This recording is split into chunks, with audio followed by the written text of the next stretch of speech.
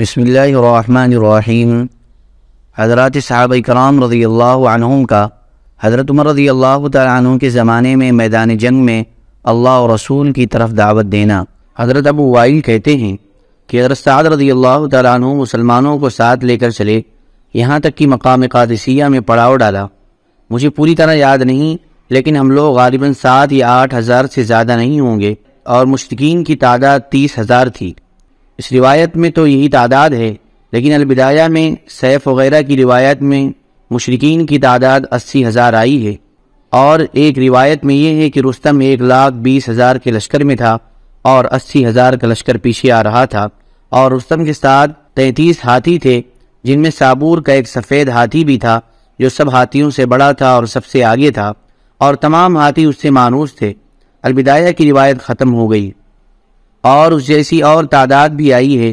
رستم کے لشکر والوں نے ہم سے کہا، نہ تمہارے پاس قوت ہے، نہ طاقت ہے، اور نہ ہتھیار، تم لوگ یہاں کیوں آ گئے ہو؟ واپس چلے جاؤ۔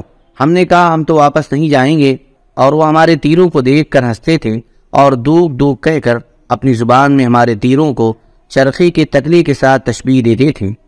جب ہم نے ان کی بات مان کر واپس جانے سے انکار کر دیا تو انہوں نے کہا، اپنے سمجھدار آدمیوں میں سے ایک سمجھدار آدمی ہمارے پاس بھیجو جو ہمیں کھول کر بتائے کہ آپ لوگ یہاں کیوں آئے ہو۔ حضرت مغیرہ بن شعبہ رضی اللہ تعالیٰ عنہ نے کہا، میں ان کے پاس جاتا ہوں۔ چنانچہ وہ دریا پار کر کے ان کے پاس گئے اور تخت پر رستم کے ساتھ بیٹھ گئے۔ اس پر دربار والے غرائے اور چلائے۔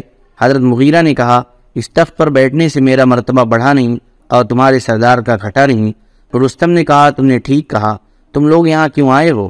حضرت مغیرہ نے کہا، ہماری قوم شر اور گمراہی میں مبتلا تھی، اللہ تعالیٰ نے ہماری طرف ایک نبی بھیجا، ان کے ذریعے سے اللہ نے ہمیں ہدایت دی، اور ہم لوگوں کو ان کے ہاتھوں بہت رزق دیا، اور اس رزق میں وہ دانہ بھی تھا جو اس علاقے میں پیدا ہوتا ہے۔ جب وہ دانہ ہم نے کھایا اور اپنے گھر والوں کو کھلایا تو ہمارے گھر والوں نے کہا کہ اب ہم اس دانے کے بغیر نہیں رہ سکتے، ہمیں اس علاقے میں لے چلو تاکہ ہم یہ دانہ کھایا کریں۔ رستم نے کہا، اب تو ہم تمہیں ضرور قتل کر دیں گے۔ حضرت مغیرہ نے کہا، اگر تم ہمیں قتل کرو گے تو ہم جنت میں جائیں گے، اور اگر ہم تمہیں قتل کر دیں گے تو تم جہنم میں جاؤ گے۔ اگر تم اسلام قبول نہیں کرتے ہو تو جنگ نہ کرو بلکہ جزیہ دے دو۔ جب حضرت مغیرہ نے کہا کہ تم جزیہ دے دو تو وہ سب غرائے اور چیخے اور کہنے لگے، ہماری تمہاری صلح نہیں ہو سکتی۔ حضرت مغیرہ نے کہا، لڑنے کے لیے تم دریا پار کر کے ہمارے پاس آؤ گے یا ہم تمہارے پاس دریا پار کر کے آئیں؟ رستم نے کہا، ہم دریا پار کر کے آئیں گے۔ چنانچہ مسلمان پیچھے ہٹ گئے تو رستم کے لشکر نے دریا پار کر لیا۔ صحابہ نے اس زور سے ان پر حملہ کیا کہ ان کو شکست دے دی۔